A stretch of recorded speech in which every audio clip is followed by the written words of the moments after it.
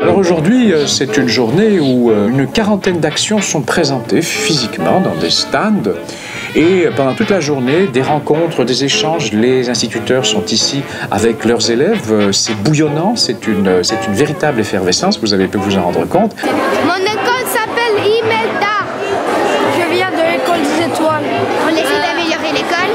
On a présenté un spectacle de danse. Le nom de notre école, c'est la Providence. On fait plein de choses de bricolage, d'Harry Potter.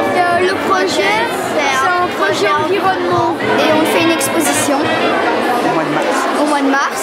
Et surtout, ce qui est formidable, c'est qu'ici, on prend le contre-pied de l'école qui va mal, avec toutes ces pathologies, l'échec scolaire, etc.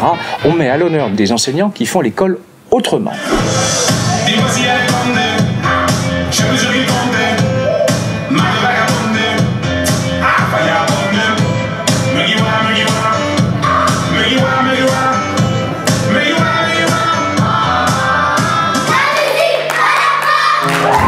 Alors aujourd'hui, plusieurs conférences sont à l'affiche, des conférences de sociologues qui observent les enseignants, qui essayent d'expliquer comment les enseignants travaillent, et puis aussi des conférences de praticiens qui mènent des actions quotidiennement dans leur classe.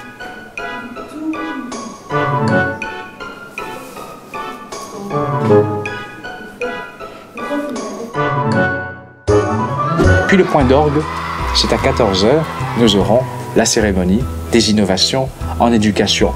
Une cérémonie où 8 lauréats seront mis à l'honneur. Le jury présent pendant toute la journée pourra voter pour l'une de ces actions.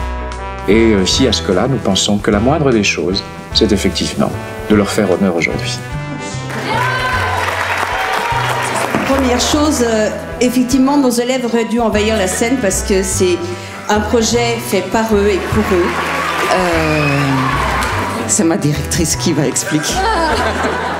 Un big up à mes élèves parce que sans eux, je ne pourrais pas danser, je ne pourrais pas chanter. Merci les enfants. Le prix revient pour le projet Le Potager Vert. Venez nous rejoindre les enfants, bravo. On y fait quoi dans cet espace vert? Vous plantez des trucs? Oui. Vous plantez quoi? Est-ce que je suis obligée de parler? Oui. Donc notre projet s'appelle Lara en vert. Lara en vert parce qu'il s'agit en fait d'exploiter une des zones vertes de l'école et de la transformer en jardin potager. On a déjà fait 2 autres soupes, une au potiron et une aux courgettes.